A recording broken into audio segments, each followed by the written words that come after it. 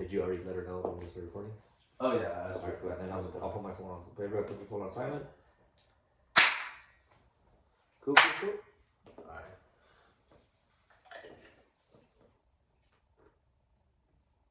Thank you.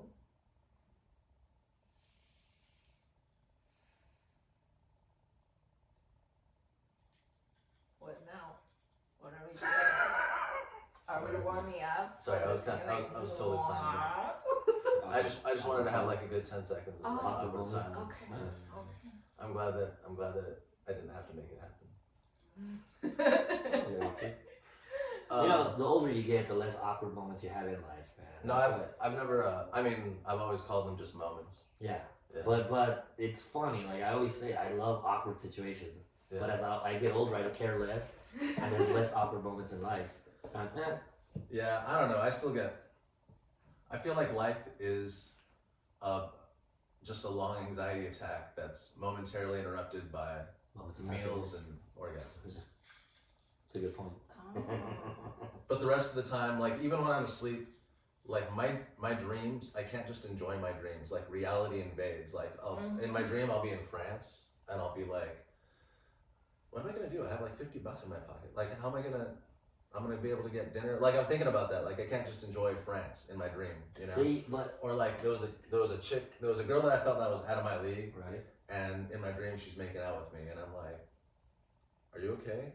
And she's like, "Yeah, I'm fine." And so you don't allow yourself to enjoy the moment. And then I'm like, "Are you drunk?" And she's like, "No, I feel great. I want to be here." Like I just couldn't. Okay, but you're okay. You know, like I couldn't. And I woke up and I'm just like, "Whoa, why are you so stupid?" It almost felt like it was impossible that it was happening. Yeah, I guess so. Like, there's no way. There's something wrong. Your parents are also immigrants, though, right? My parents are immigrants, and I feel like there's a sort of like a shame that they instill in us. Yeah, don't ever have fun. Be miserable. I think don't have fun. Yeah, my dad's like that. He's like, be miserable. My dad used to say, not be quiet. He'd say, stop having fun.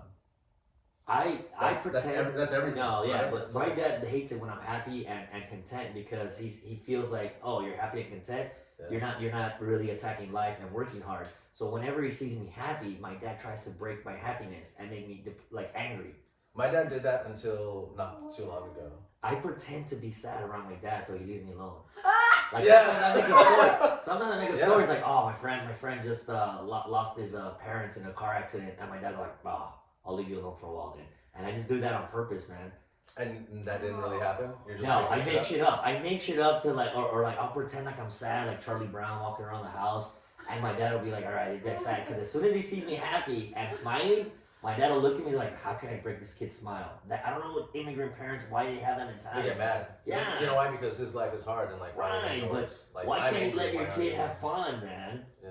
Jesus. Maybe sometimes they don't realize your emotions of happiness. They were like, oh my god, this kid is going crazy over here for whatever reason. But maybe they're too like I was a high energy kid too. Yeah, it's just like shut that kid the fuck up. Like there's too much going on. It was ADD, but I don't think it's just that. I think even with success, like even when I do something well, my dad's like, oh, this guy's like too happy. I need to cut his legs underneath and bring him back down to earth. He's just jealous because you're in a place in your life where he misses his life. I think a lot of people have told me that, and I'm like, and I kind of starting to agree the older I get that he is a little jealous. That I'm like, you're out there, yeah, and you don't have like a family and kids to worry about. But he wants me to have that. He wants me to have a family and kids, and I'm like, it's not for me. That's true. Oh, I should take this second. Welcome to the Last Word podcast. This is Alicia Hebi. I have Alicia Hebi with me, and Luis Noriega. Say hi. Hey, how's it going? Drunken Sailor here. Alright, yeah, Drunken Sailor. So, I'm kind of fucking with like keeping the same name, just like why would I change it? But also like maybe I want to change it. Gino? No. Oh, what are you talking about? The Last Word podcast. Oh, I thought you were talking about Gino. I was like, Gino. Oh, you didn't know what the name of the podcast was before? Why? Yeah. Why is that? There's no reason. I don't think enough people know about it to even like have it be a recognized brand to need to change. But then there's also that part of it, just like so what is it called? Having a new energy. Last Word, WERD. Last Word. Is there somebody else that has a last word? I think there is a ESPN show, isn't it? The Last Word. WERD. No, not WERD, but I think I've never had cable, so I don't know what show. Okay, but I think there's an ESPN guy that has a show called The Last Word with Skip Bayless, and I think it was Keyshawn Johnson, if I'm not mistaken. I don't know, man. Everyone's thought of everything. You know how many songs there are that are called Forever Young? There's like at least 3. Oh yeah. You just run out of things to name shit. And not just that though, but the other thing that scares me in the comedy game Yeah. is joke theft. I don't ever want to be accused of stealing a joke, but what's to say that right now there's maybe a report that comes out, and let's say it's about the president falling, and I think of a joke here in LA, and another guy in New York thinks of the same joke, and we both start using it. Who gets claim to that joke? So you don't know this, but Luis has long had phobia about joke theft. I just don't. You've had one of your unoriginal. jokes stolen, haven't you? Yes, I had a joke stolen. Yeah. Check the guy. What was the joke? It's a catch. The joke was my dad took me to a whorehouse in TJ called Ade, and then I pretend like I forget the name of the whorehouse, and then somebody in the audience will yell Adelitas, and it's kind of like sir, like you just outed yourself as knowing where the whorehouse. So it's kind of the joke on the person, and somebody stole that joke. Yeah, someone in your part of the stand-up community. Right, and then not just that though, but they gaslit me and told me like, hey bro, I did you a favor by stealing from you. If anything, that means that. So he admitted it. Oh yeah, when I caught him, he admitted it, but he told everybody else that I was lying, that I was psycho. But then when I caught him in person, another comic was there and he admitted to it, and the other comic was like, wait a minute, he told everybody you were lying, and I was like, why would I lie? Like I take pride in being original. I take pride in being authentic. It's also tough because it's not easy coming up with new funny things to say, especially if it's engaging with an audience. I mean that's part of the art, and the art it has to be pure. You can't steal shit and try to play it off as your own. That's the part of being a comedian. Yeah, that's what I mean. You just have your word to, especially at this stage in the game where nobody really knows what your name is. It's important to just have we just have each other at our word. So like that we don't have like contracts and stuff or like a team of lawyers to hold someone accountable or whatever. Right, but you should, as an artist, you should be able to look at yourself in the mirror and say, that's me out there. Mm-hmm. If you're stealing from somebody else, how can you look at yourself in the mirror as a person, as a man? You're also doing yourself a disfavor because you're not going to learn how to write good jokes. Right. And you're also not going to have your own voice. You're just going to have things that sound good. It's like being a cover artist, band, yeah. Cover band. But it's still like I could never look at myself if I did something that deceitful. Like I would never be able to like live with myself. Yeah. I don't understand how other people do that. What's on your shirt? Morrissey. Morrissey. One of the great. I think Mexicans, we love Morrissey because he's like the first guy. When did that happen? That's a weird thing. I think that's a weird connection. When I explain it to white people, and I also don't get it. No, okay. Yeah. I think I figured it out because Mexicans have a hard time expressing emotion. Do you know who Morrissey is? No. Okay. I don't think so. He's a singer of a band. Oh, I probably know. I probably have. You definitely heard the songs. And he writes. He Smiths, writes beautiful songs. Writes songs about breakup, and a lot of Mexican men cry to him. But the thing is, before that, it was Vicente Fernandez or a lot of Mexican singers. But the generation of kids that grew up here speaking English, this is a guy that was like, oh my God, he's speaking to me, he's making me want to cry. Yeah. And I think Sigmund Freud said it best, where he says the Irish are the hardest people to psychoanalyze because they turn to the bottle and song instead of therapy. And I think Mexicans are the same way. Yeah. Where instead of opening up about our feelings, we're like, no, I'll just work hard, keep my stuff suppressed. But when we get drunk and we listen to Morrissey, we start crying. We're like, oh, she left me, or oh, my life's not perfect. And I think that's why a lot of Mexicans resonate with this. Is it because Morrissey, he sings in like a manly sort of tone, but he also sings about... I mean, in Mexico, we have this guy named Juan Gabriel, Morrissey's gay. Everybody knows he's gay. He doesn't say it. Oh, shit. Well, I don't know anything like that. I never had cable TV. But he is. Yeah. But some of the best music is written by gay dudes. Gay dudes know how to write a love song. Dude, Freddie Mercury? I mean... You know Queen? Mm-hmm. Yeah, who doesn't know Queen? But I mean, most of the best writers are usually gay dudes. Like, I think Shakespeare was gay. A lot of people say Shakespeare was gay. One of the greatest writers. And that's why I always say, like, these guys are the ones that know how to put their emotions on pen and paper. And I think that's why a lot of people, like, resonate with them and like them because they're like, damn, that guy talks from the heart. Yeah. And I think a lot of people feel it. It's an organic, original sense, you know, that we feel. Gay dudes are definitely a lot more expressive. Yeah. So yeah, and the vice versa, Mexican men who are the machistas, a lot of people say that we're hard workers. I think we'd rather go to work than talk about our feelings. That's why they think we're hard workers. Yeah. They're like, when our wives or our girlfriends are like, oh, let's talk about our feelings. I gotta go to work. No, I'm not talking about that. That's why we get that stigma too. That you have a bonding experience. That sounds like me. Yeah? it's like I'm sad. I'll just open the computer. Zone out. Yeah. Work She a little works on bit. yeah. Oh yeah, but I'm saying instead of dealing with your emotional trauma, you'd rather work. Yeah. I think that's also a way to deal with your emotions. It's not healthy though, because it's like a kettle. It'll explode, and that's why a lot of men, especially Mexican men, do stupid shit because we want to turn to fighting or to like doing something stupid. Yeah. Because instead of dealing with our emotional trauma, we're like, no, I gotta break something, and it's. I feel like if you're talking about like work can make you feel better because it brings you closer to like whatever goals Right. you're trying to achieve. So And it's also a distraction as well. It's like a distraction. It's a distraction too.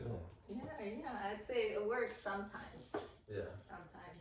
But it's better. Like, see, a while back, I was dealing with a lot of things where I was feeling old, and I picked a fight in a parking lot with two dudes, and I got my ass kicked, dude. I fought two guys. One of them I didn't know was an MMA fighter, but I wanted to fight because I felt old. And after I got jumped basically by two dudes, but I got up and I felt good and I felt alive.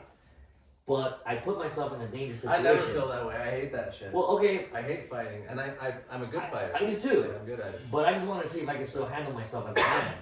And I was able to, Yeah. but I told myself, all right, this is not healthy. Find a different outlet. Because if you do this again, guy might have a gun, guy might have a knife. Might be it for me, you know? Oh yeah. But again, it got to that point where I'm like, I'm just. Yeah, you don't know who you're fucking with. Right. But But I've something. sucker punched before. But anyway, I don't. Oh, I got kicked in the head. I was getting kicked in the head. I was sore for like a week, but it felt good. So what I did was I hung out with knuckleheads who I knew would get me in fights. Right. Because I never wanted to fight anybody, and I especially don't really like having bad blood with people. But I also want to know that I can fight because I like just being a kid, like I got picked on and I was just small and I never want to feel that way again, right? So you just okay, now I got this skill, but I need to know that it translates into like a real world situation. Right. And so I just hung out with these people who would like get me in fights at parties. And so I had to get in some fights, and I'm like, okay, so I'm decent at it. So they would instigate on purpose? They were just complete assholes. Yeah. Yeah.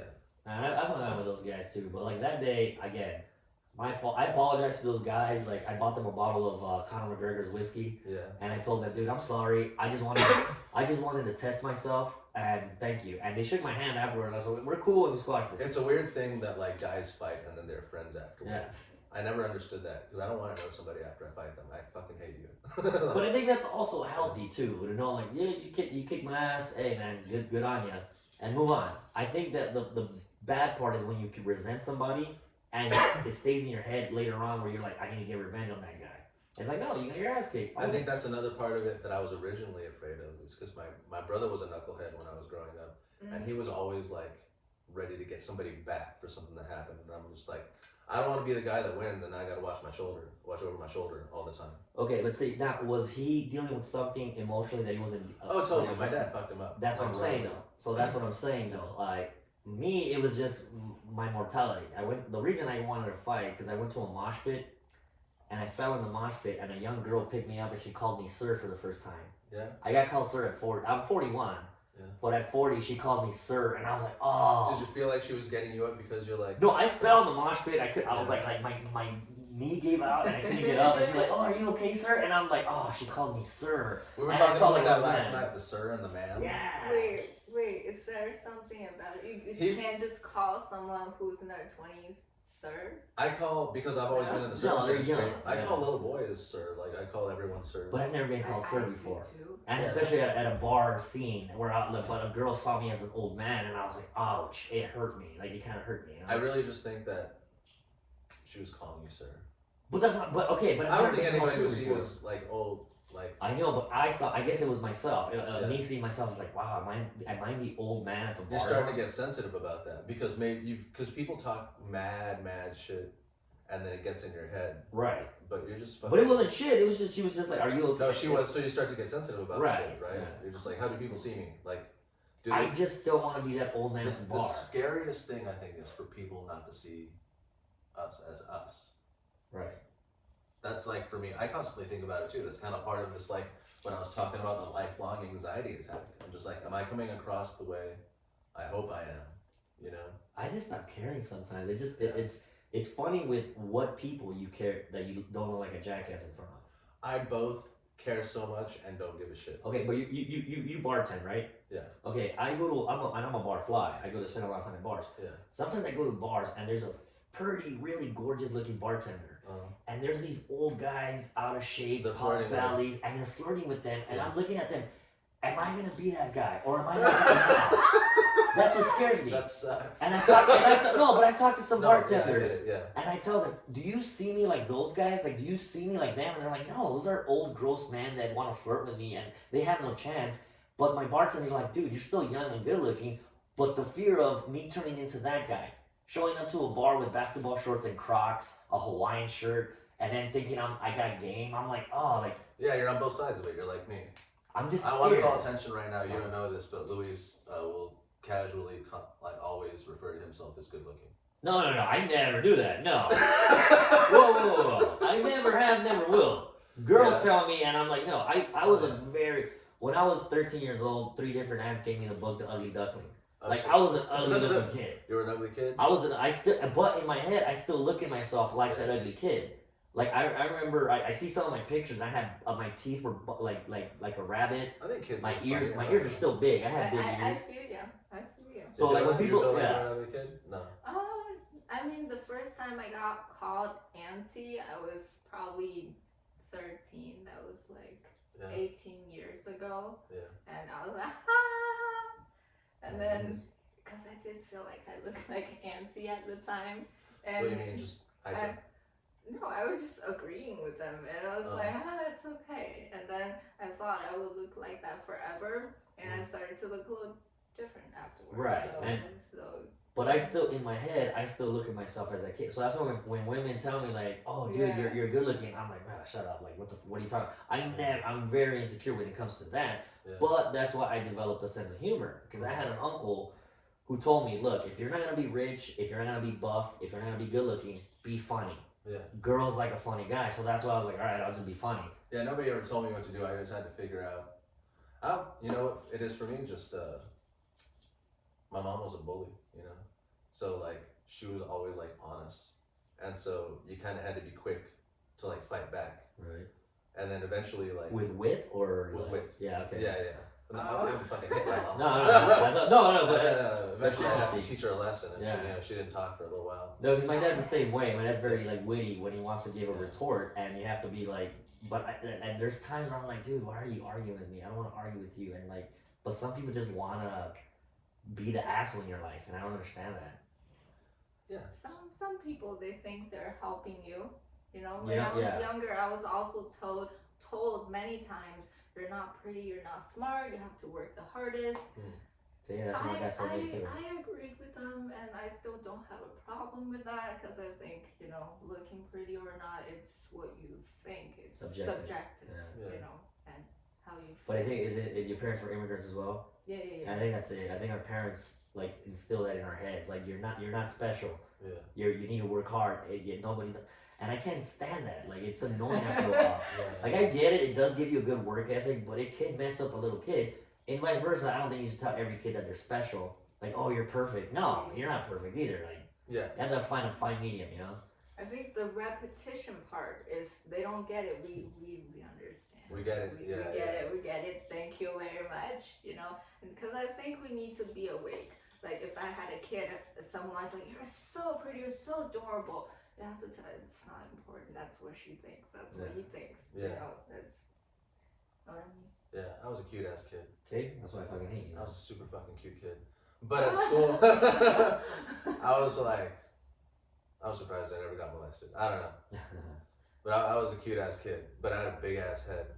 And I was also grubby. But like in school, I didn't realize this until later. They would like just fucking call me ugly. Like, they were just like, you're fucking ugly. Who? The girls? The kids. Like the dudes, whatever. See, I wouldn't care about the guys. I wouldn't care about the girls. Like, if the girls call me ugly, that would hurt my feelings. But if the guys call me ugly, that's okay. So this is the thing. This is like a bummer. Like, so the guys, this is how they would make fun of me. They would ask a girl, is like, who would you rather go with, Gino or like Mr. Jensen or something like that? I didn't think Mr. Jensen. And they're like, ew, why do you make? You know, they're just like painting you in a corner. But like, that sucks. They were jealous. Like, I was a good look. The moment I got to high school, like, I was like angry and just ready to fight anybody who came up to me, and everybody just had nothing but cool things to say. Right. In high school, it was the opposite. I Like middle yeah. school is this scarring. Like Oh, some people you can tell who like did well in middle school, and you can tell who like those are the people with personalities, I think, who like just like were really fucked with in middle Yeah. school. And then so in high school you come with a personality and everyone's like, oh cool, you know, like See, and that's why I feel like the world is pretty much like a repetition of those cycles. but you grew up in Orange Of County. middle, it's high school, like it's the same as high school, right? Like dealing with people, Yeah. like it's the same shit, it's the same Politics. cliques and Yeah. weird social politics of like shit that like really doesn't even matter among circles of people that nobody will ever know about. You know? Yeah. No, I agree, but like my high school, like the thing that a lot of like I had a lot of gangbangers and bullies, Yeah. but they didn't like me because I was very charismatic and funny. Yeah. I wasn't trying to be tough, but because it was something different, they're like, this guy's funny and he's not trying to act tough, so they hated that. But I'm like, why are you hating, man? I'm just having a good time. But like a lot of people hate when you have a good time. Yeah. And that's why I get hated. And I'm like, dude, I'm just having a good time. Leave me alone. But they would try to bully me for that. But Yeah. haters. I used to get bullied because I used to like R&B music. Like guys wanted to fight me and call me gay. Like, What did they like? Rap. they I guess. gangster rap. And I'm like, Gangster rap. I'm listening to music about a guy singing to a girl. You're singing about going to jail with other dudes. Like, who's really the gay guy here? You know? Yeah. But it was just a bunch of bullies in my high school. That's Boyle Heights. Yeah. I think they kind of looked for reasons to fuck with me. Oh, Yeah. high school. Yeah. Yeah. It was. People called me names in high school. Yeah. For some reason, I didn't really feel much. I don't know. Yeah. So I had a good time. So you didn't in give a high shit? school. Yeah. No, I had a great time in high school. People talk about high school trauma, and I'm like, no, I had a really excellent time in high school. See, I had fun too though because the guys that were talking the most shit were my friends. Like guys are. Yeah, more mean. my friends would fuck with me Yeah. really hard. Guys But are they mean. were my friends. But that's a way of showing we loved love. each other. Yeah. But there was definitely they some didn't- scarring. Oh, really? That hard? Okay. What? I. You were just like, sometimes it's good. I was like, wait, I don't know about the scarring. No, like I don't smile like most. I don't usually smile. I feel like maybe now I'm smiling a little bit more. I'm trying to enjoy myself. Right.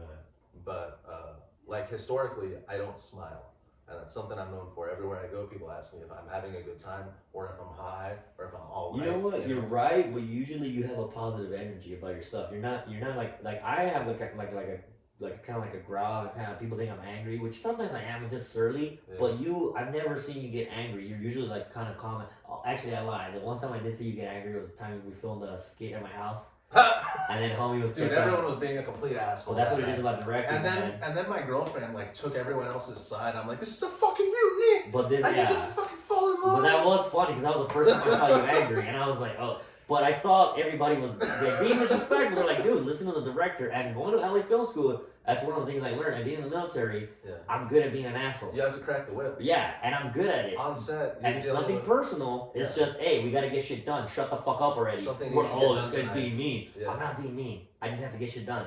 Yeah. I understand. My Yeah. boyfriend is also military. Okay. Yeah, he's a Marine veteran. Oh yeah. Yeah, and he went to war. So I feel his vibe. That's Sometimes similar vibe. yeah, he's Yeah. Shut like up, get if shit I done. he's like if sometimes if I don't say something, what if this go wrong? You know, I feel like he would say that he would feel like it's his responsibility to say it, to mention it. If it doesn't, something might go really wrong. Because in military, Yeah. you're not allowed to make small mistakes because you could get people killed and Yes. stuff like that. Yeah, it's a big deal. Yes. Yeah. And I think that's what a lot of our parents do.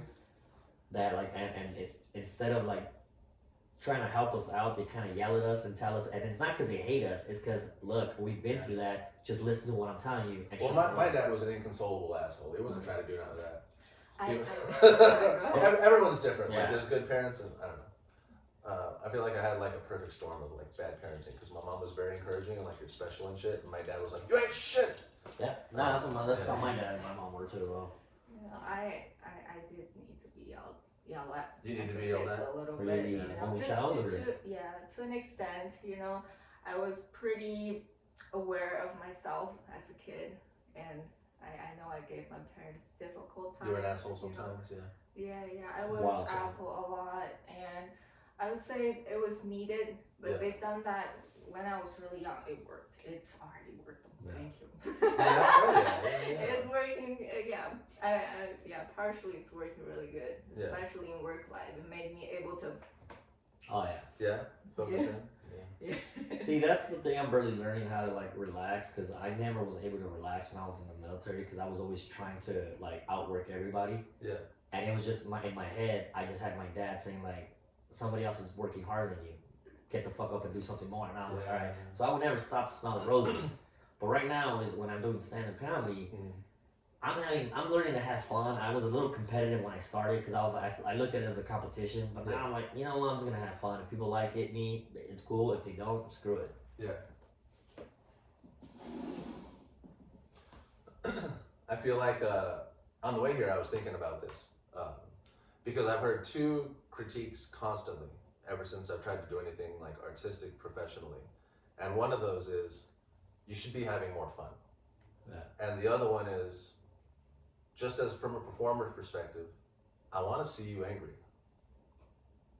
Me or yourself? No, like me. Oh, like yeah, that. Those are the two. Like, and so basically, like what you're saying, like I don't get angry at things. Like I really maintain this like middle grade of emotion. Right, but I think everybody's artistic expression is different. Mine is because I am angry. Yeah. And that's why I've had a lot of people have told me, dude, when you get out there and you're yelling and you're angry, we feel your anger because it's honest. Yeah, that's what people have told me. They're like, I want to see you But angry. if that's not you, you're forcing something. So when we went to, I took a bunch of comedians to Arizona, and on the very last night, I think we probably just tried to do a little too much, and we got to JP's Comedy Club in Tampa or whatever, and or wherever it is, and I really had enough of everybody because, okay, so like your friends scar you. I was talking about that. So a big way that my friends have scarred me is, so I don't smile because people always talk shit on my smile. Guys, friends, always talk shit on like mad shit. Like when I was in high school, they called me Possum Boy for a little bit. Like when he smiles, he looks like a possum. Didn't smile. That's funny. For 4 years, I did not crack a smile. And then then you start to loosen up a little bit. Andrew Moncayo, like a couple of years ago, was just like, that is a retarded amount of happy on your face. And I'm like, I'm not smiling again. For like 2 more, fuck all of you. You don't want to see me have a good time. And like, so on that trip, they kind of figured out like this supportive laugh that I have. Just when like, I feel like a joke should do well, but the room is fucking dead. But I'm also not gonna like give up my smile lines and completely fake a laugh. Yeah. But I'm just like, ha! That's, and I don't smile while I'm doing it either. So they started heckling me when I'd hit the stage. We brought like 10 comics out there. We would fuck up every mic that we went to, back it up by like an hour. And they would all bring me up like, and welcome to the stage, Gino Riccardi. Ha ha ha! All of them, like the seals from Finding Nemo. Ha ha ha ha ha! There's fucking 10 of them. And again, like, my girlfriend loves it. She's, like, jumping in and shit. She fucking loves to talk shit. And, like, she's, like, one of my bros. Nobody roasts me as often or as hard as Ray Ray. Oh, no, I think, because they get to know the intimate you and they get to know what buttons to push. Yeah, my ex was... So, the very last night, I had enough of them, and they fucking did that shit. And I was just like, I hate all of you! I fear nothing! I've been to hell! And like on the way back, they're like, that was a really good set. See? That's funny. Like, I got the same shit that when I got drunk and angry, a DJ told me, dude, I've seen you do that same bit before, but when you're angry stomping on the floor, I could tell you're really angry. And he told me that's the funniest I've ever seen you. But you have to be a performer, you have to be an actor, you have to have that actual emotion every time you do that. Yeah. I agree. I've tried to phone it in and the audience is like, see, that's what I'm saying though. I don't even get what they you're doing feel right if you're not being authentic. That's why if you're calm, cool, relaxed Gino, that's who you are. You can't fake that. That's who you are. So if you fake the anger or if you fake the sincerity, like I think people feel it. Me, the reason people like me because they say like, damn, bro, you're like an open book when you're up there. You're just being honest. I'm like, yeah, like I'm honest. You might think I'm a dickhead, but those are my opinions. And like people are like, yeah. I'd rather be an honest asshole than a fake friend, a fake nice guy. Yeah. And that's why you're just saying what you're thinking at the moment. Right, and I also like people that accept that. They're like, man, he's a dick, but that's who he is. And I think you have highly relatable opinions. I think so. Sometimes they do. I try to mess around with them, make them a little bit more extreme, but I feel like my take and my opinions are always highly unrelatable, and I'm always in danger of alienating an audience. that's part of the fun, though. Like, and so one of the first things I really try to incorporate the audience into it, and I'll ask a question, and one that I've been asking recently is like, do you remember? Okay, remember being a kid, and remember how fucking psycho. Like, kids casually commit felonies. That's kind of the whole premise of the bit, the joke.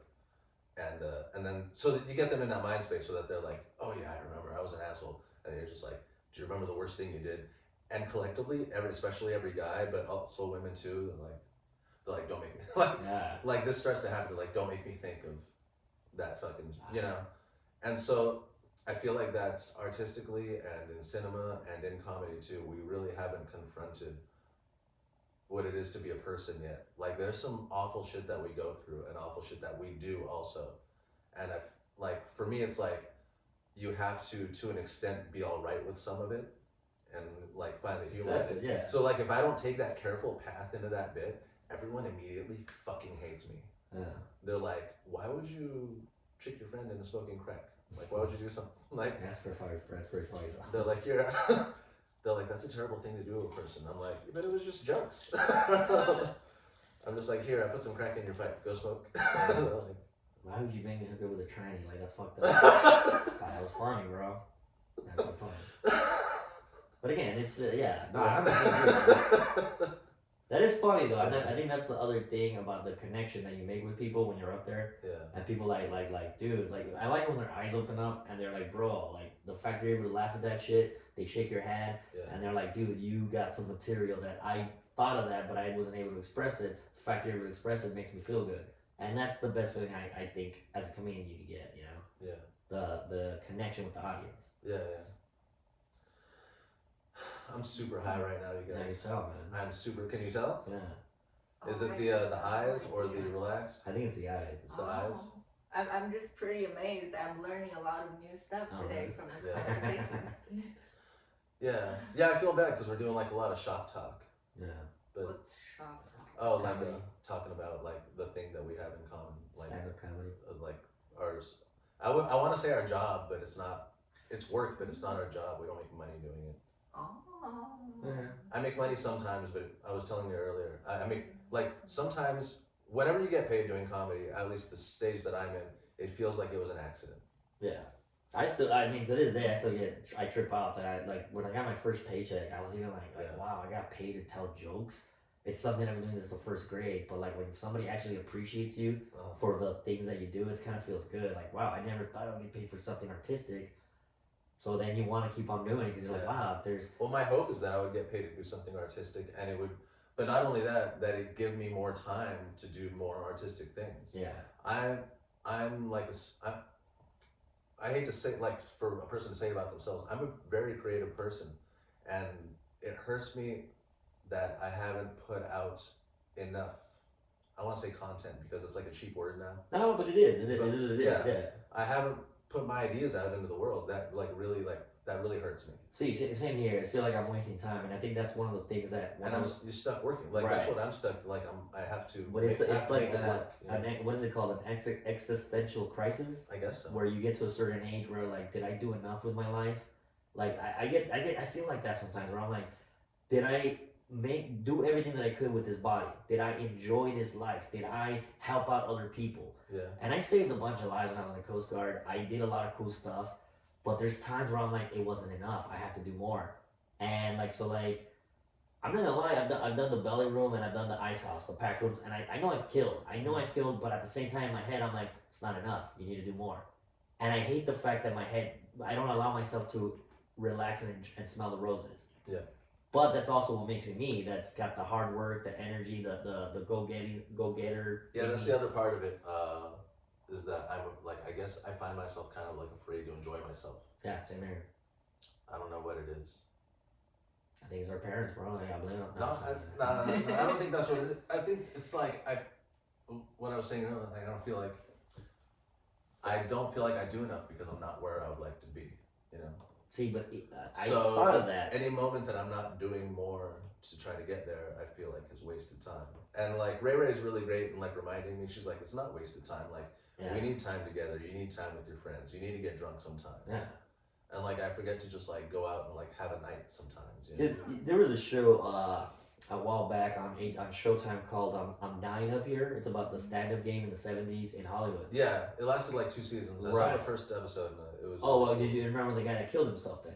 Yeah, that's kind of the. Because the guy reached the mountaintop. It's the spark for the whole. Right, yeah. but the guy, the point is, the guy got to the Johnny Carson show, which is as a comedian, that was the top of the top. So it seemed like that's. And he thought once he got there, all of his life was gonna be good, but he killed himself because he was like, no, it's not enough. Like, and that's the thing that I fear, that even if you get to that level where you're like, I put out all my creative stuff, I did everything, are you gonna be happy? And I've seen a lot of people aren't happy even when they do all that stuff. So that's what I'm saying. Oh, I mean, it's not the key to happiness, but it really helps. Money's not the key to happiness, but it helps. But it helps, right? And it's fucked up and backwards that the people who make the most money are the people who won't enjoy it when they get there. That's why they're good at making money, because they're always on. They're always doing something. They don't take time out. Like Taylor Tomlinson put out her special, and she's like, in order to get all this, I've sacrificed all the rest of being a person. I don't even know who I am. All I know is that I'm a good comedian. That's interesting. And I feel like that's why my dads have been like so pissed off. They like spent their whole life, and that's what my dad has talked about. Like now that he's a cool guy, now that he's a fun guy to drink a beer with, he's just like, God, I came home one day and you were 8 years old, and I'm like, what? He was 4 yesterday. Like, what even happened? And he's like, and that's when I decided work was a bastard, and it wasn't a friend of mine. And so like I didn't realize how fucking, because he would hide from the family in work. Like he would spend the night there sometimes. Like he really wasn't, like to us he wasn't around. So like when he moved away at some point, and everyone was so sad, and I'm just like, oh, it's like the same. He's down the street. He's fine. I don't want to fucking see him anyway. He's a fucking drag, you know. See, and then the other thing is finding what you love. Like I've always loved sitting around my friends laughing and talking. Yeah. But that's not a real job. I'm addicted to hanging out. That's my thing. If some people are hanging out, I don't want to leave. I'll stay all fucking night. See, it depends. But see, I it won't depends hang what with drug circles. addicts, because like drug That's addicts fine. talk forever, and they're like, you must be gacked out of your mind, and I'm like, I'm 100% sober. See, but that's why I'm a talking. barfly though. You have to find your circle, and you have to find your tribe. Like my tribe, but unfortunately, as a man, the thing that sucks is my tribe, little by little, they got married, had kids, moved away. Yeah. So my circle got smaller and smaller, and now I'm left alone. But now you're a comedian. Yeah, but the thing is, I think hanging out with my 4 friends that I've known since like elementary and middle school, I could have a way more fun time roasting them and making jokes with them than I have in certain comedy circles. Because we just know each other's humor. And I tell my friends, like, dude, you guys should do stand-up. You guys are funny. But they're like, nah, I don't need that validation. It's a whole pursuit, man.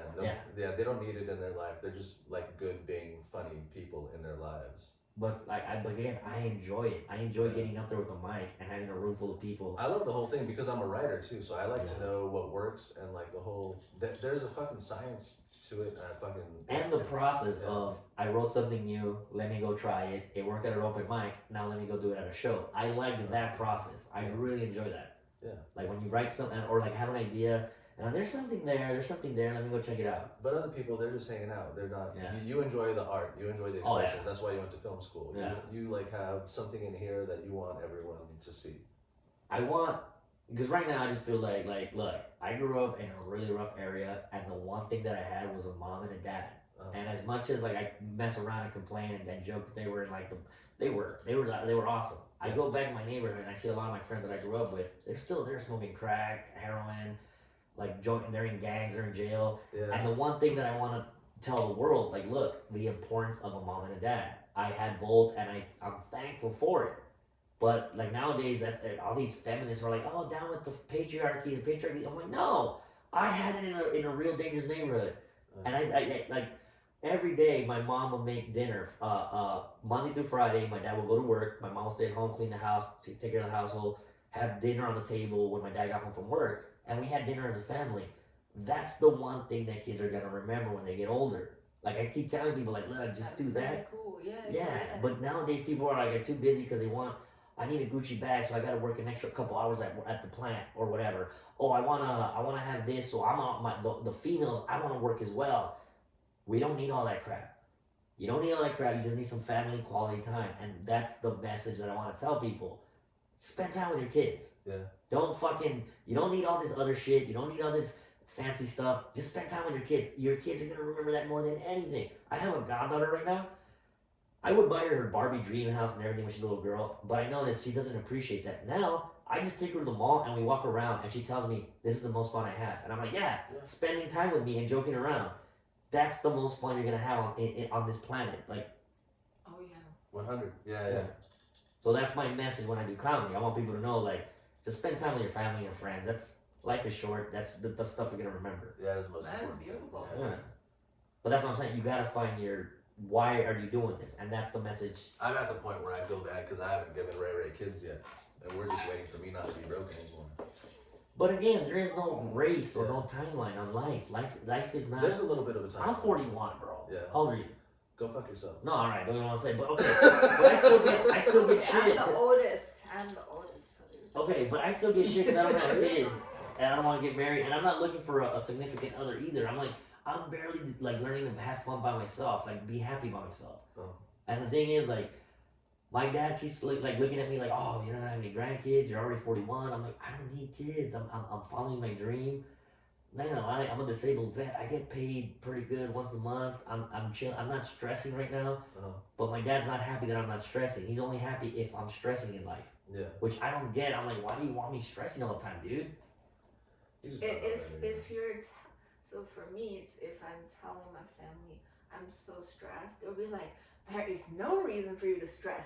Don't be stressed. Yeah. And then if I'm happy, they were like, what are you doing? Whatever what are it you is, doing you're with not your feeling life? the right way. Yeah. That's like I would see it. my That's dad's a joke still now. like, even though he like is cool now, he'll still tell you you're fat. Like he'll still. Oh no, my dad's the same way. Yeah. He'll pat us on the belly and shit. Yeah, He's right. like, you're getting fat. I'll take there. Oh, that doesn't offend me. That's the base. Yeah, but you're, Where am I getting with my parents? Oh, No, I'm just saying stuff like that. No, yeah, doesn't I really offend don't me. need my parents' validation at all. That for me, that's a weird thing, but I understand it. How people like still need their parents' validation into adulthood, and they're like, "But I have to, my mom." And like, you don't have to anything. But I mean, I understand you feel that way, but I also think that's a horrible way to take your life. Live your life for someone who doesn't even understand or empathize. Well, I think as you get older and you say like, fuck it, and brushes off. Some people really like still fucks with them. No, yeah, no, I'm saying I'm still the same way, but yeah. Now I'm just learning to be like, fuck You it, also live with okay. them too because you're taking care of them. Yeah. I understand them. It must be difficult because Yeah. they must love them very much. But at the same time, I feel like you have to also make yourself happy. You're And also responsible. I think for that, most kids you know? want their parents' approval. Like I want I've never had my dad tell me that he's proud of me or like that he loves me. Mm-hmm. And for some reason, I keep chasing that, but it's never gonna happen because he never had it. My dad would say, he would say I love you, but it was this, okay, I love you. That's how he would, like, he'd be on his way to work, okay, son. And then, because, like, to him, we were like dogs that you play with, and he was like, slap you in the face. That was like his I love you. affection. Okay, son, I love you. You're like, oh. Aww. Like, Aww. but he'd like hold on. Why am I all? It's kind of cute. Sorry. He'd wake us up in the middle of the night. This is how just dumb he was, right? Because like he really did love us, but like I fucking hated him, you know. So like eventually he was like, "Well, fuck you anyway." It was like a guy picking up at a girl at a bar, and he's just like, "Well, fuck you anyway, whore." I don't know, like it's kind of like that kind of energy he gave us. Like he'd wake me up in the middle of the night. He didn't understand why I fucking hated him, and like he'd like rough us up the way you like play with a dog. Like to him, like we were like dogs, like. I mean, Racing boys. dogs. Yeah, but I think boys. And he'd like slap you on the throat and shit. You're like, what the fuck is that? Like, what is the matter with you? And it's just like, he said, well, no. He thought of this as like a cute thing. He's like, when you were 4 years old, you used to try to kill me. Like, you'd pinch my throat. And I'm like, somehow when I was 4 years old, like I realized that like he doesn't live without that thing. Like, I'm like, just go. That's crazy. Yeah. Maybe you needed to be yelled at too, to an extent. No, I was a good kid. You were? I was an excellent I'm kid. sorry. I'm pretty sure you were. No, I wasn't. I was a pain in the ass here and there, but you know, they tried their best, but it just wasn't good. You know. Yeah. I mean, you're not a piece of shit. You're a decent human Yeah, being. yeah. I mean, they did a good job. Yeah.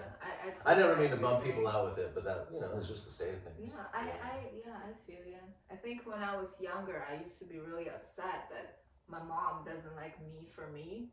Oh yeah. Yeah, there was a period. I'm not saying I'm not affected, but what I was also saying is people would tell you, hey, you have a pimple here. Hey, you have a pimple there. Yeah. So I got immune to it when people That's say a big- anything about Yeah. my body. I'm just like, oh, that's what you think. Or I agree. So Yeah. I agree. Okay. I do feel like it's like a genetics thing, like how you Yeah, deal that with would it, be you good. know? I feel like some people are like blessed to like, I don't know, have a chemistry in your brain where your outlook on life is like, all right, well, I gotta do for me, you know?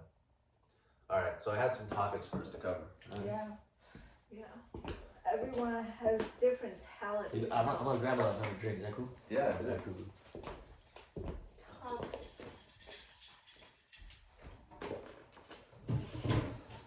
Yeah, so nice. yeah. Cut that out, my accent. My fake accent. Your accent on top of, yeah. I forgot where. Oh, it doesn't matter. What accent was it? I got no What idea, but I region? just know that I've never talked like that in my life, so that's why I feel like Oh, you're good. We're not cutting anything out. We're keeping all this. That's cool. I was gonna cut, but then I'm like, why? Who cares? That's true. That's true. All right. Oh, you're Red Bulling up. That's right. You didn't sleep at all. I sleep, so I actually like this. A little energy, a little buzz. Yeah. Was it just insomnia or? I've had insomnia for a while, man. Yeah. Like a couple years ago, my mom had a seizure at night, Yeah. and so like my dad started acting like a weirdo. Like he'd like, oh, I don't know what to do. I don't know what to do. So like I was like, all right, relax, whatever. Took care of it. Happened again a couple years later. But I don't know. In my head, I feel like if it happens again, I need to be ready. So that's why I can't sleep. You know. I feel like we're getting a lot of me and we're not getting enough of Luis. Oh, good. There we go. There, now I'm living on the edge. Oh, I had a stupid pun, but I left the condom over there and I'm not going to make another trip. There's a condom that I found just in there because we just had them lying around wherever. And it says good, and I just thought, I'm like, this has been brought to you by Good Enough Condoms. Good Enough Condoms. They'll do. Alright. So that was that. Thank you for sharing. Clap. I'm sorry. I'm just kidding. She's kidding. We all shouldn't clap at that. That was horrible. No. Okay. You know what? I'll run down them to see if there's anything you would like to talk about. The worst thing. Oh goddamn. There's like bleed through on the page. Stance on pubic hair. Serendipity. I feel like things have been happening kind of like at the same time in my life. I don't know if other people have that. I think it's interesting. Oh, a solid minute of awkward silence. We did that. I wasn't awkward though. So. It wasn't awkward. It was actually very comfortable. Oh, the worst thing you ever did to a significant other. That could be funny or a downer. I mean, yeah. Well, let's start off from the top. The pubic hair thing. The pubic hair thing? It was actually in the middle. So if Okay. you want to start at the top, it would be the worst thing you did to somebody. I mean, as fucked up as it sounds, I Yeah. think cheating on a significant other is probably the worst thing you can do. Yeah? Just because I've gotten cheated on and I've cheated. Yeah. And I used to think like, oh, when you get cheated on, it kind of hurts like Yeah. that, and you think like, oh, that's the worst feeling. I But definitely think, yeah, it's usually like starts with that, right? And then Right. it's worse because like whatever circumstances but then are. if you cheat on surrounding it, a yeah. significant other, the look on their face, the heartbreak, it just breaks Oh, your it's heart. awful. And Yeah. that's. Well, I think one of the reasons I've been single for so long is because I never want to do that to a girl. So I just Yeah, if you're not ready to settle down, there's no Yeah. reason to pretend. I before I was with Ray, I didn't date anybody since I was I didn't seriously date anybody since I was 19 or 20. So like I just spent that entire time single. Right. And then when I met her, I was like, I would like a partner. Oh. And like I went through like I looked for like a little while, you know. So like it wasn't just like I found her and it was fucking easy or anything like that. But I just knew like I'm like okay, whoever I'm with, like yeah, it's gonna be like that. Yeah. I'm going to there's no way if I'm faithful, it's on accident. You know, like it's because I couldn't get laid. It's not because like I feel like this is the person, and that's the only person I need physically for the rest of my life. You know? Right. Yeah, I mean it. Also, I have a zero tolerance for bullshit. So if anyone has any kind of like weird like bullshit they're bringing into a situation or relationship or whatever, and she also has a zero tolerance for bullshit. Like it's fucking awesome. See, I think that's the problem. That's great. Yeah. It was like there's also a big age gap. So the worst thing I've ever done to a significant other was when I was 19. I just like made an active decision that I would cheat on my girlfriend, and so I left her upstairs and I put her to sleep, and then I went downstairs and I was having a lot of parties. I was dealing drugs at the time, so there were just always parties at my house. And my mom was in Ecuador, so we really was fucking running amok with the place, you know. And there was this girl who was like my friend's ex-girlfriend, and she was just kind of like, she was kind of going through like a mental breakdown by virtue of just fucking everybody. And so I went downstairs and got with her, like while my significant other was upstairs. And the way she found out was she read it in my journal, because when I got busted, You wrote it down? That's kind of stupid. I wrote everything down. That was my entire case. That's why I went to jail, because I wrote everything down. And you went Because for cheating? I've always been a writer, so everything that was going on was as much of a drug dealer fantasy as you can imagine. But it's not illegal to cheat. That's why you went to jail, because you cheated? No, because I wrote everything down. Oh. But she turned it in? Or what the fuck? No, she was reading my packet. She was reading my evidence packet. Oh. Because she had a big part to play in me getting busted, because she had a history and she was on probation at the time for something she did when she was 14. Yeah, we were two bad kids, you know? Yeah. And so the more fucked up thing about that was she had really changed her life around for me. Like I was kind of the hero of her life at the time, you know? And so, and it's the only time in her life where she says she hasn't had sex with like a lot of other people. Like for 1 year, she's like, I can't believe I didn't have sex with anybody for 1 year. Like we still know each other and we're still friends. And she's still, I can't believe I didn't have sex with anybody for 1 year. But she's such trust issues. She's such a good liar that I still don't 100% believe her. You don't know for sure. Yeah. But that's a horrible thing to do to a person. Yeah. Regardless, that's like the worst. And that was like,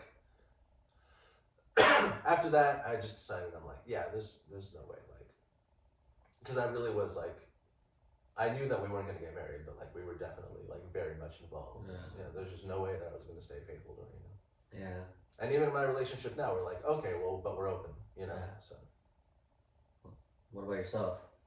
What were we talking about again? Worst thing you ever did to worst thing. That's a good question. So I had one boyfriend before my current boyfriend, and my last relationship, we weren't that close.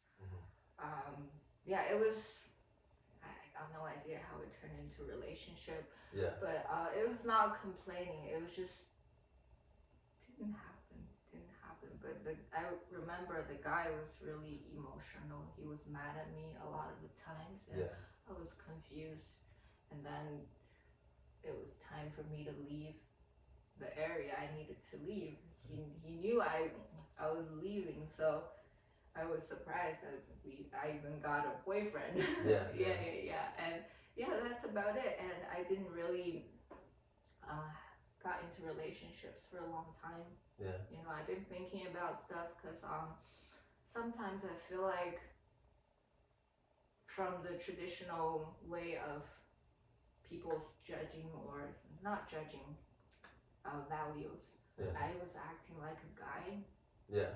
And I couldn't figure out how not to do that, so I stayed single for a long time. Yeah. Yeah, I think, and that's the key. Wait, so you just left? No, I was leaving, and he still said, "Let's get into a relationship." I told him, I'm. That's actually nice, though. That you actually told him, like, no, like. Yeah, I want to be honest. Yeah. You know, it's. Do you feel like that's the worst thing you've done to a person in a relationship? No. I'm just telling you, not much happened. Yeah. Not much happened, so I didn't have a chance to. Oh, okay. Yeah. Oh, so you just didn't do relationships? Yeah. Yeah, now I'm doing relationships. That's very you've been with your man for quite a while now. Yeah, we've been together. Yeah, this is our 4th year, and now we have 8 animals. Hell yeah. Yeah, hell yeah, healthy. Yeah, it's they got awesome. the lizards in terrariums on top of each other. Yeah, we have 6 lizards and 2 cats. Nice. You know what that reminds me of? Solar Opposites. What was that now?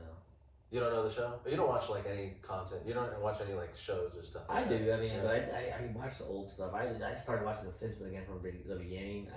Frasier, and Seinfeld. I watch old '90s sitcoms. Yeah, those are good. I still watch Seinfeld because it's like older and reliable, and the jokes are still really funny. Yeah.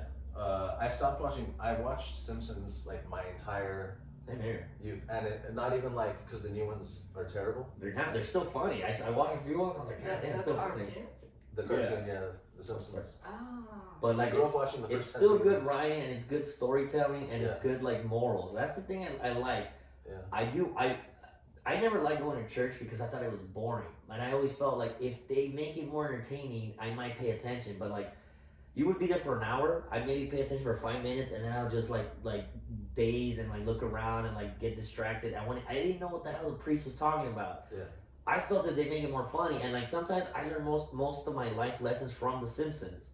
Like some of the stuff that they talk about is still like relevant today. That those episodes were written in 89, 90, 91. Mm-hmm. But some of those episodes still are relevant. Like when Homer grabs that gummy bear. Yeah. It's all about cancel culture. About how they really wanted to cancel him, make him a rapist. They really saw like a lot of things coming. Yeah. Culturally, and also I get worried when something that The Simpsons put on there hasn't come true, because everything they put up there has come true. Wow. And it's pretty funny. That's why when I go back, but it's also because it's morals and it's stories, and it's like sometimes I do that. I look at patterns in life, and most of my jokes are like because I look at patterns. I notice things. I'm like, you ever notice this? You ever notice this? And I'm very good at it. Like, so a lot of people think I'm psychic, but I'm not psychic. It's just that I notice things. So like when the whole Jesse Smollett thing happened, right away I said like, that doesn't sound like it would happen in Chicago. Like that guy got jumped by MAGA guys.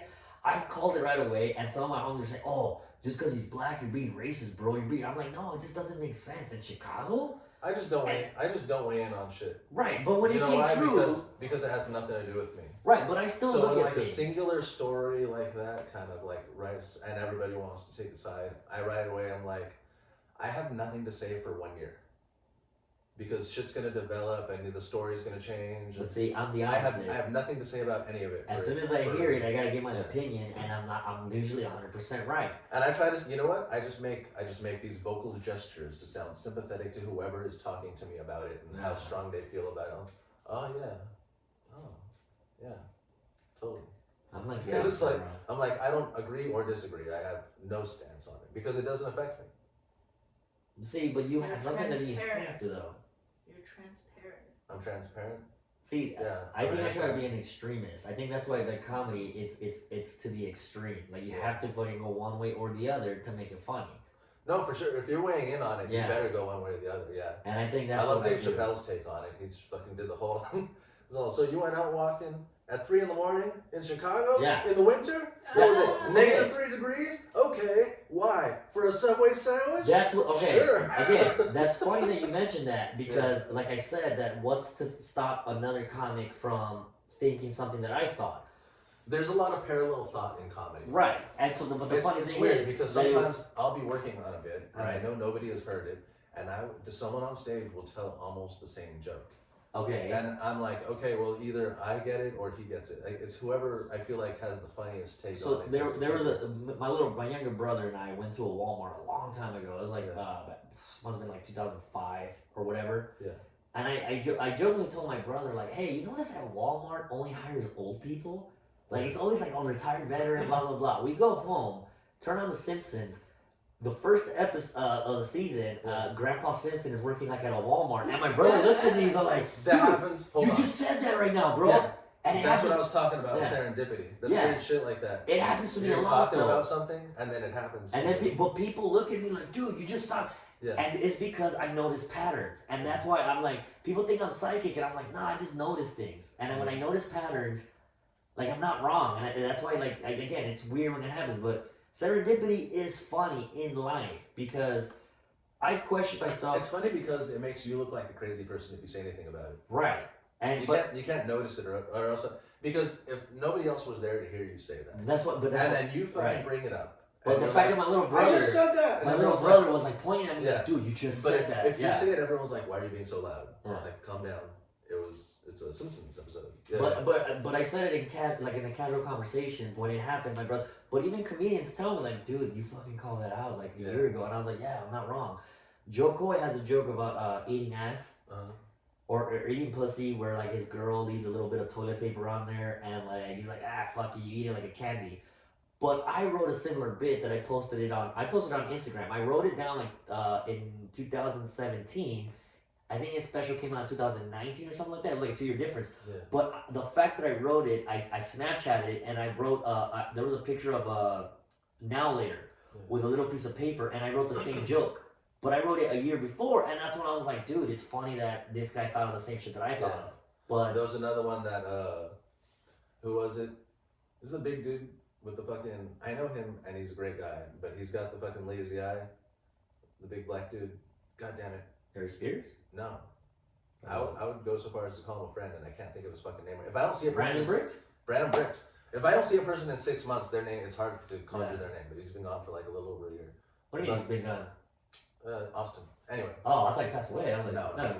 I used to do open mics with him at the Laugh Factory, yeah. But he told me, because I had this bit that I was trying out, that height on men is like boobs on women, in that it raises your property value. Like as soon as women see like a tall guy come in, they're like, you know. And he's like, you got to give up that bit. Wait, it's like Brian Simpson did it. I'm like, I don't even know who Brian Simpson is. So now I check out Brian Simpson. Now I know who Brian Simpson is, But that's the funny thing. He's just like, well, you can't have the same bit. I'm like, God, what? But it's not the same bit. There's Nas says it. Everything's been done under the sun. Like, it's not how you do it, but how it's done. So every joke and every thought has been written. It's just how you write it. It's in the Bible too, actually. There you go. There's nothing new under the sun. And I think that's what the Simpsons also do, is that they don't recreate the wheel. All those jokes that they do, they're jokes that we've done, but they're doing it in a different way. That's why when I started doing comedy, a lot of people told me, be authentic and be you, so that nobody can steal your jokes. Nobody lived in Boyle Heights in the dangerous areas that I live. So the jokes that I write, people are like, damn, I lived in a hood like that. You must have lived there to know about that. When I write about like black people or other races like Asians, Hispanics. But other people live those experiences. Right. But other people have lived in those neighborhoods, so it becomes a relatable experience. Or when I kick it, when I say a race, like I'll have some racist or jokes about different races, but people are like, you must hang around a lot of that race It's to gotta know be that. accurate. It's gotta right. be accurate. So a lot of my black friends or Asian friends are like, you must hang around a lot of us because you know about that. I'm like, yeah, I'm not racist. But other people try to say, well, that's racist to say. No. I noticed the difference. That's what I was telling. That's when they think that's racist. If you don't want racism to exist, just why they keep mentioning it? They're like, that's to say it's racist. It's like, why are you trying to get them connected? Why you getting me fucked up? But I laugh about again. how things work. It's patterns, and I noticed different patterns. That's that I'm like, profiling. That's what I was thinking about it on the way here, because I told Alicia, I'm like, he's Mexican, so I want to get him a Modelo, but I don't know if I'm being racist. No, but see, that's funny though. Yeah, okay, and I get it. But like, okay, for example, when I was in my high school, there wasn't a lot of Asian kids. It was predominantly Hispanic.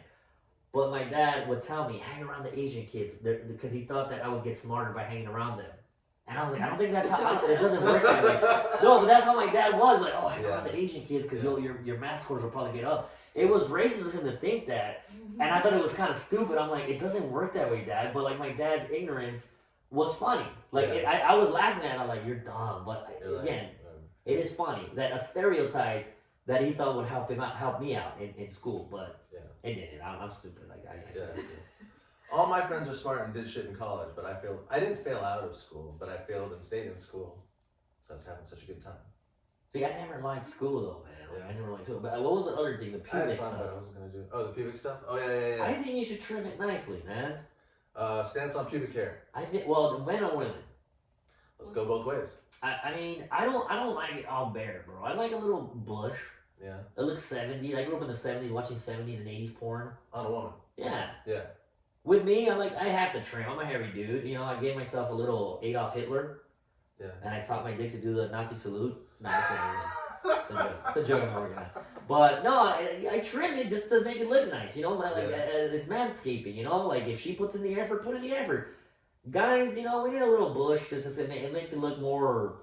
Yeah. I don't know, like when you have breakfast and at Danny's they used to give you that little piece of green with parsley. The parsley. You need a little parsley down there, you know. I think women as well, you know, like a little design. I don't mind it, but like waxing, I don't know. I just seems weird. I've never liked parsley. Oh, I don't like if you find a hair in your soup, like you're immediately disgusted. just take it out. I don't give a fuck. I don't like, give a fuck. People will get back their entire meal that there was a hair on, you know. I don't care. I'm like not like that. And I'm like, so my girl, I'm just like, well, if you want me to go down on you, then you keep it completely clean. And Bear? Yeah. Oh, that's weird, man. But it feels good. It's just skin on skin. I don't know. I know, but for me, I prefer the same thing. But she likes hair, so I grow for her. Yeah. But I would rather not. I don't like all of it. It's gross. No, I mean I don't want a big afro either. Like, you know, but just manscape it. You know, like take care of it. Yeah, I think manscape or womanscape yourself. You know, as long as it looks clean. Yeah. You have a little effort into it. You're not going just wow. Yeah. Giving it. Maybe some people like it, but for me, I you know, as long as it has a little effort. Do you think a guy looks funny if he's completely bare? No. I think that's what some people like. You look like. That was when we were texting back and forth, and we were sexting.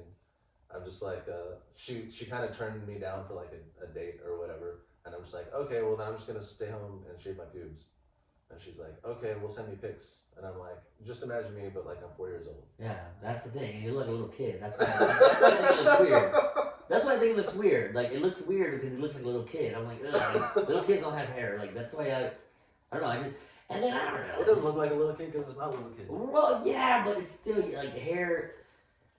I don't know. I think hair, boobs, and hips like make you look more like a mature woman. I guess I would say. Yeah. Ooh, yeah. I feel like some ladies, you know, some MILF ladies, they will look really good with the hair. Mm-hmm. I think those look definitely. Yeah. Hair goes really well. So you feel like it's more like a hairdo, like it really is suited to the person. Yeah. Yeah. Like Also some the people- vibe. Also the vibe. Yeah. I have a cousin Uh-huh. and she does not shave. Once I remember I went to hang out with her and she was telling me about a white dress and no underwear makes a disaster. I was like, oh, what do you mean? Oh, because there's gonna be a big black blotch. Yes. That's that is hilarious. Yeah. Did you ever see that picture of Demi Moore naked? No, but she did a whole movie, right? Striptease. No, but this was before Striptease. This was but she has.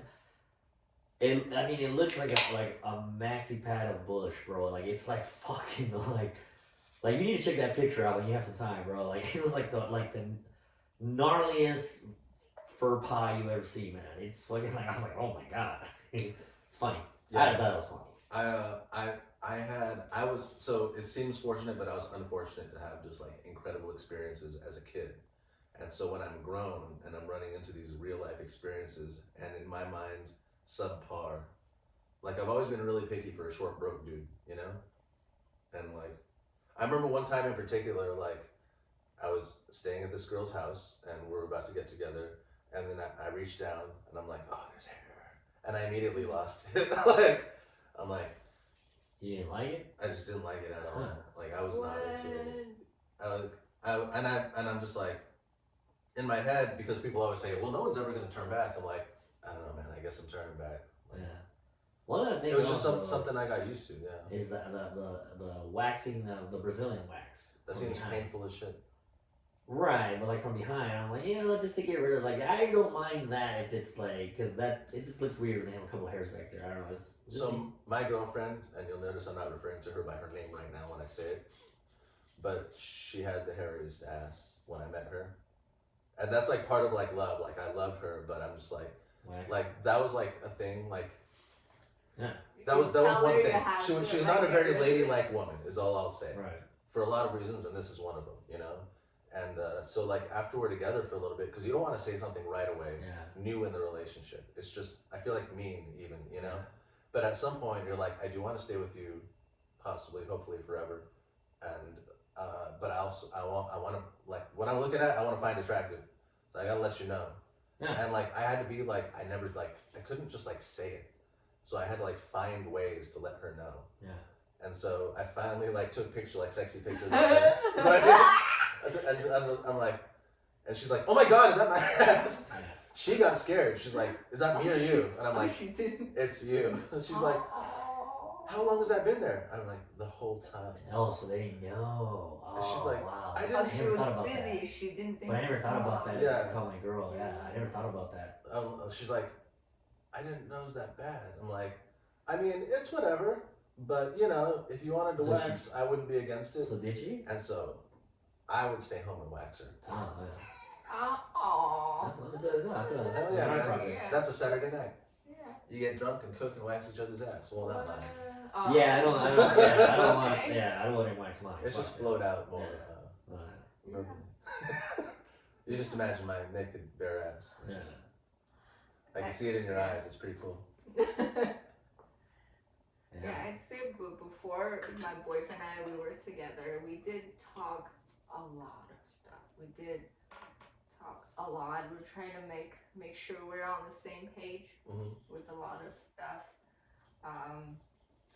I forgot where I was the point, but the hair thing just brought it out because I remember sometimes my boyfriend will point out something's going on with my body. Mhm. I'll be freaking upset, and I was like, he's right. Yeah. Okay. Yeah. I do have a hair on my knuckle. You got a hair on your knuckle. Yeah, what's that? Yeah, it's It's kind of like, like that's. I don't have But that's kind of the ultimate hair. guy move, is not telling them, but like kind of showing them, like hey, look at this. Like, Is it? I don't know what everyone else does. I think I'm stuck to my own. well, you don't devices. want to be an asshole though, but that's funny that you like you did it on purpose though. You said let me take some pictures so that she You're can see being- it. you're You being No, really she's smart. like, take some sexy And- pictures of me. And I'm right, like, but you yes. looked at the You know? opportunity to Oh. I looked at like the opportunity. yeah. right, which is devious on your part, Yeah. but it's still hey, I guess that's what most dudes do. I always say I'm manipulative, but I use my powers for good instead of evil. Yeah. You know? Yeah. Yeah. And it's like you're showing them like they want to make the difference or the change, not you. You know, that is pretty funny. Yeah. Yeah, the other part of it was like getting her to work out too because she wouldn't. Well, it's, And so when I met her, she was 19, and I'm just like, this metabolism is not gonna last forever. yeah, but she's pretty petite too. I don't think she has to worry about shit. She ain't petite. Have you seen Dude. her? Well, I guess I get no, because I like fake women too, though. But I'm like, dude, She's juicy right now. I know, but She's not fat or anything. That's like what I'm that. saying. Yeah. Like, she is pretty scrawny as a. Yeah. She's beautiful, but she stays on top of it, right? She works. Oh, works does out she? a Oh, couple I see. I times a didn't know week. that. Yeah. Right. See, I really don't care. Like, I'm like, yeah, you like what you like. Oh, that's nice. I think it's necessary also health-wise, in the long run. Because also, like, she's got like psoriasis, and everyone will have issues over time. I started asking people because I do feel like we don't talk about like things in our lives often enough, and I started asking people. I'm like, hey, do you experience like inflammation? That's a weird thing to just Yeah. ask a regular person of like not old age, and they're like, and you know what their answer was? Of course I do. Like, what do you mean? Of course, I didn't know that everyone's A lot got of it. overweight people, yeah, nowadays. Yeah, I was asking all the chubby people. Like knee problems or Yeah, yeah. I was asking all the chubby people because I was wondering like, do they experience inflammation at a higher rate than the Yeah. skinnier people that I know? And the answer was like, yeah. Everyone was just like, yeah, definitely. Yeah. I'm like, where? They're like, yeah, in the hips and knees and Yeah. No, yeah. man. See, because my ex was a little bit on the thicker side, but I liked it. Yeah. But she started blaming me for her weight gain. Because, like, she's all like, it's because we're always going out and drinking and eating. And I'm like, okay, so you're blaming me for taking you on a good time? And I didn't really care. I'm like, dude, you're fine. You're okay. But I did get a little mad because she was 10 years younger than me almost. hmm And I was working out, like, trying to keep fit. Yeah. But she wasn't doing anything, and in my head I'm like, wait a minute, why am I working out to try to look good, and she's just letting herself go? I look good for me. Right, but at the same time I want to look good, period, and I want to be able to like. Ray Ray honestly doesn't care what I look like. Like she's gross. Like No, but again, She's there's like- certain people that don't. Yeah. There's certain people that don't care what you look like. I've met people that are like, nah, I like that. Like I have homies that like huge women. Like I'm talking about like 400-pound women. Oh yeah, I have friends like that too. And I'm like what? Me Like, I too. just like that. Yeah. I'm like that for me to. Like I like And the curvy, they but love not, it, you know. Yeah. They like their personality, they like their humor, different stuff. Or they just like- And that's a they turn on to them. emphasize Yeah. on, different aspects. That's how they.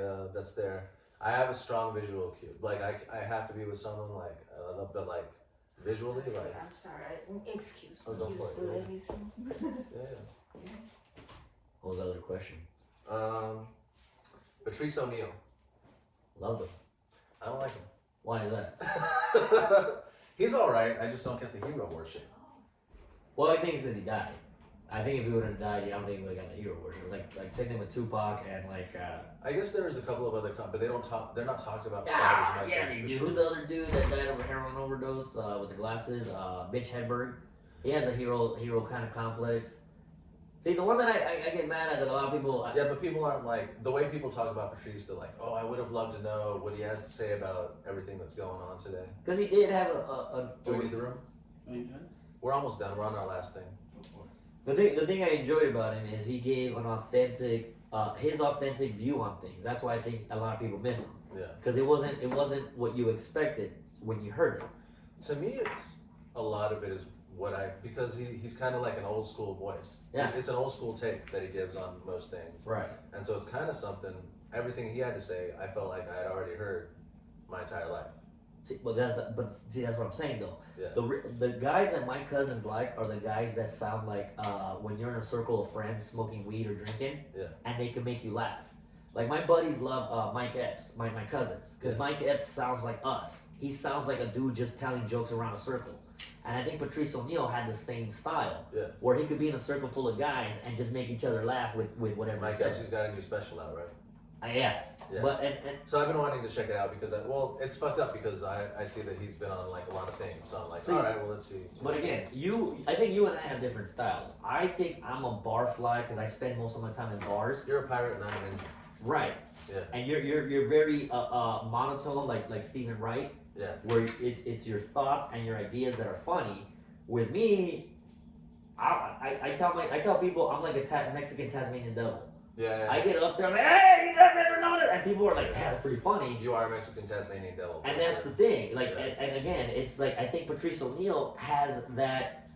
I'm the everyman, everyday Joe. I'm the guy that could talk about stupid shit, make it funny, but I'm just he's a construction worker. Like he's relatable, and I think that's why a lot of people like him. Yeah. So I think you don't like him because I think he's like. I don't dislike him. Like he's not. I don't even want to say he's not bad because it would sound like he's a little bit bad if you say he's not bad. He's not good, right? He's good, but like. Not great. But the way people bring Again, I the way think people because bring he him died. up and they're just like, oh, Patrice. They're just like, sometimes I just listen to Patrice, and like sometimes sometimes to go to sleep I'll listen to, like people get like sometimes to go to sleep I'll just listen to Patrice O'Neal and I love hearing his takes.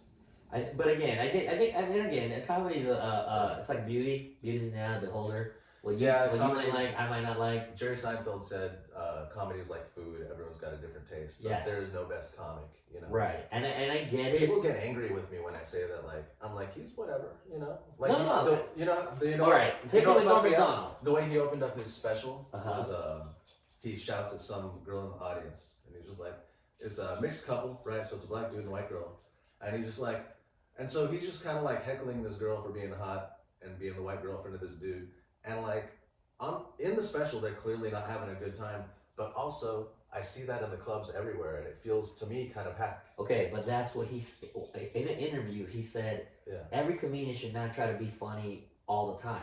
Every comedian should try to shoot for 50% laughing, 50% making people uncomfortable, and that's the thing that he was going after.